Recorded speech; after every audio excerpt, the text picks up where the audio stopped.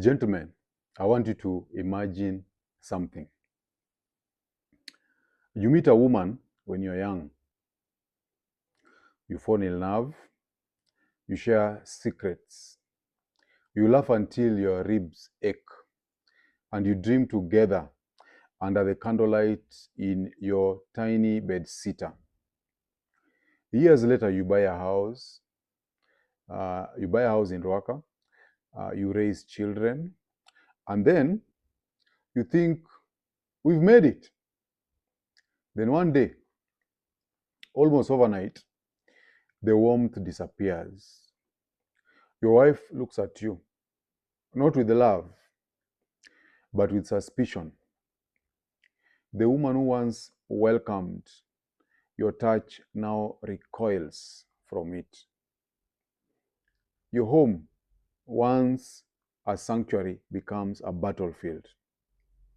That was Fred's story with Maureen, but it could just easily be yours. So let's go to the beginning. Fred and Maureen's love was born in their youth. In the university, she wore bright Ankara skirts and silver bangles that jingled as she laughed. Her hair smelled of coconut oil and her eyes sparkled with possibility. Fred, who at the time was tall, soft-spoken, and steady, was drawn to her vibrancy. So as all love stories go, or the good ones, they married after school. They started living in Eastlands together. Okay? Their house was small, it was noisy, but it was alive with dreams. Later, success brought them to Ruaka, where they had their own home. Their mornings were filled with the smell of eggs frying, the sound of their children's laughter, and the evenings closed with soft whispers under the sheets. And you know what happens under the sheets. So for years, their love held strong until the storm came. So when Maureen hit 41 years, she entered menopause. It was first slow, and then it became very violent. She entered it very violently. So her body betrayed her.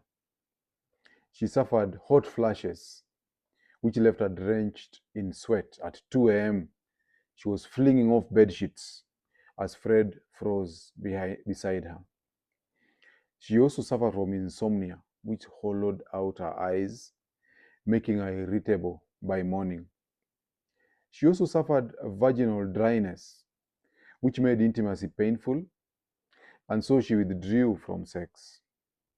She was stiffening whenever Fred reached out to her. There were also a lot of hormonal shifts that her body was undergoing.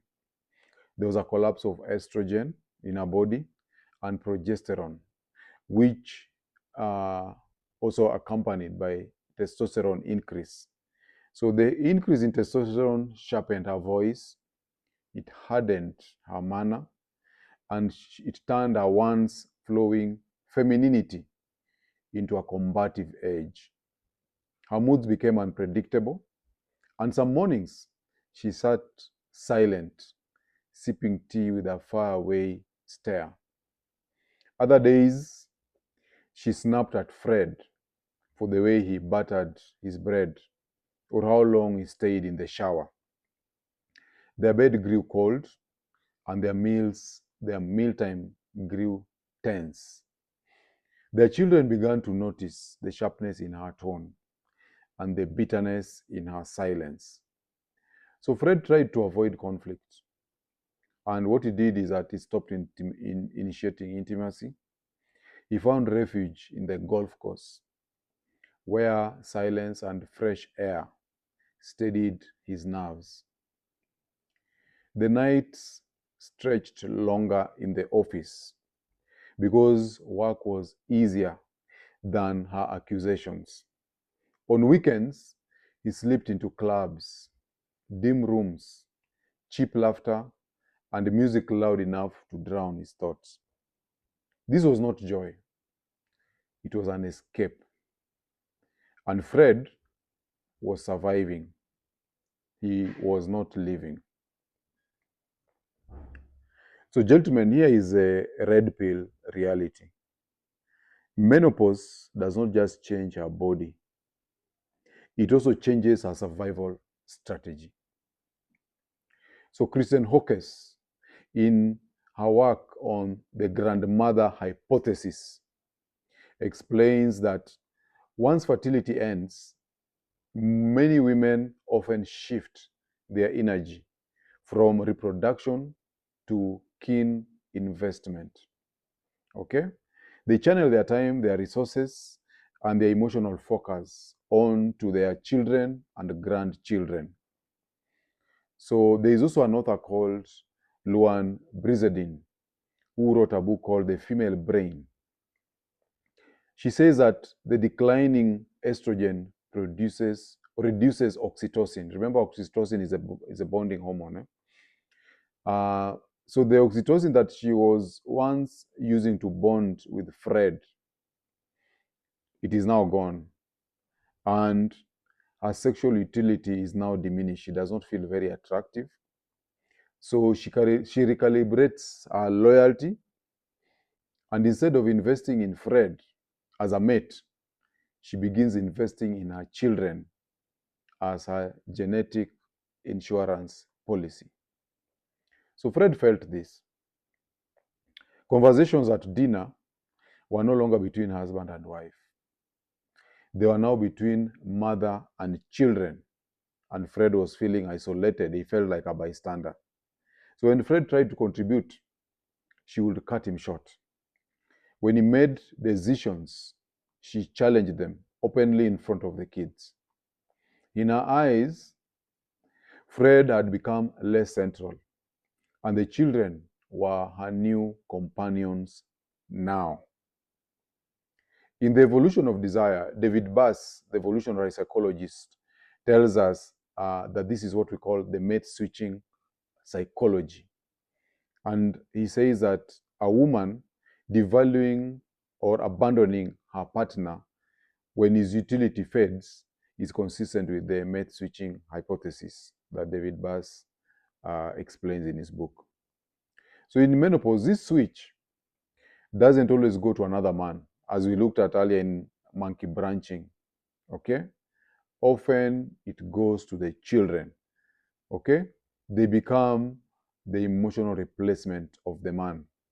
And we know also that this also becomes like an insurance policy for the provisioning. So from Fred's perspective, this was betrayal. From Maureen's biology, it was survival. So, gentlemen, let us be blunt. Fred thought that history will protect him. He thought that the years of love, of sacrifice, and memory will shield their bond.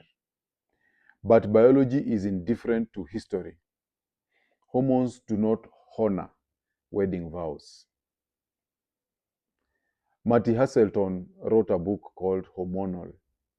And in that book, he describes how women's priorities shift dramatically when hormones recalibrate. Sexual competition fades, but the drive for legacy intensifies. That is why a menopausal woman may grow cold toward her husband while fiercely clinging to her children. So the drive for legacy has intensified and her sexual desire is fading away. That is a shift in priorities, a calibration that is happening inside her. Rollo Tomasi, the author of Rational Men, calls this post-war recalibration. Okay, I've talked a lot about post-war, which is a feature of women when their sexual agency is hitting a wall and they can no longer enjoy their sexual imperatives. So this post-war recalibration happens when women shift focus from securing high-value mates to ensuring survival and security through their offspring. So that is called post-war recalibration. For the husband, this feels like abandonment. But for the wife, it feels like destiny. So what can we do? There's one thing that guys can do to forestall or to mitigate the effects of menopause on their relationship. And one of them is the age gap. The age gap is a hidden buffer. And this is why age gap matters. People will tell you age is nothing but a number, but this is where age gap matters. And this, of course, the people who married their campus sweethearts or their high school sweethearts, I think this is something they have come face to face with. It's full frontal. So when a man marries a woman his age or an older woman, he is likely to face a menopause while he is still at his sexual prime. Okay? He'll still be at his prime, first sexually, okay? He's sexually capable and he's also ambitious. So the condition is brutal because this woman is going to feel insecurity. You're still capable of attracting the attention of younger women, while her, she's becoming socially invisible. So with a healthy age gap, say 7 to 10 years, her storm often arrives when he too is beginning to slow down. He has maturity, he has perspective, and a cushion against the hormonal clash. The storm doesn't disappear, but the damage it does is often less. So that's the buffer that the age gap gives you. David Bass also tells us that across cultures, men prefer young women, not only for fertility, but also for relational stability across life stages. Okay? Biology favors strategy, not sentiment. So put your feelings aside and think about the biology.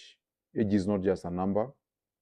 Age is a biological fact, and women change with time. Okay? What are the lessons we can learn from the men who are navigating this storm of menopause? So if you are married or you have your partner, the first thing is you need to anticipate this so that you're not caught unaware, so you're not blindsided. So understand that menopause is part of the marital cycle. The second thing is you need to stay rooted as a man. Anchor yourself in your mission. If you build your identity solely on her, you will collapse when she shifts. You also need to maintain your value. Stay attractive, stay ambitious, and stay socially relevant. If she pulls away, others won't. And what makes a woman also attracted to you is when she also knows you have options. The fourth thing is you need to build a brotherhood, be part of a brotherhood. Isolation kills men. Fred was not part of a brotherhood, and so he had to resort to survival tactics when this happened. Find strength in male spaces. You'll find guys who've gone through the same. You get good advice, you get good company, and men who can actually prop you and support you through this. Also, you have to set boundaries. As much as she's going through a hard time and you need to be compassionate, do not surrender your frame. You have to set boundaries. So, in closing, gentlemen, what we can see is that Fred, he entered marriage thinking that love will be enough. He thought that shared history with Maureen would shield him from biology's storms. But Maureen's menopause rewrote that history. She pivoted. Her loyalty to the children and their intimacy evaporated. Fred drifted into silence, golf, clubs, while the bond that once held them dissolved into memory. So I'm going to leave you with this, gentlemen. When the storm of menopause hits, when the woman you love begins to shift her loyalty from you to your children, will you be ready? Will you have the frame, the mission, the strength, and the grit to withstand it? Because the storm is coming. The only question is, will you face it as Fred did, in retreat, Or will you stand prepared, rooted, and unshaken? Pause, reflect about this, and answer yourself. I'll see you guys on the next one. Gentlemen, if you found value in this video, do me a solid. Hit that like button, subscribe, and share this with another man who needs to hear it. Here is why it matters. When you like and subscribe, YouTube pushes this content to more men out there who are struggling silently. So your simple click could be the reason another man wakes up to his reality. You could actually save a life by doing so. And for you who has already watched, subscribing makes sure you never miss these lessons. Every week, I'll be dropping strategies, red pill truths, and survival frameworks that will help you to stay sharp, stay sovereign, and ahead of the curve. So subscribe, like, share, because when one man wins, we all rise.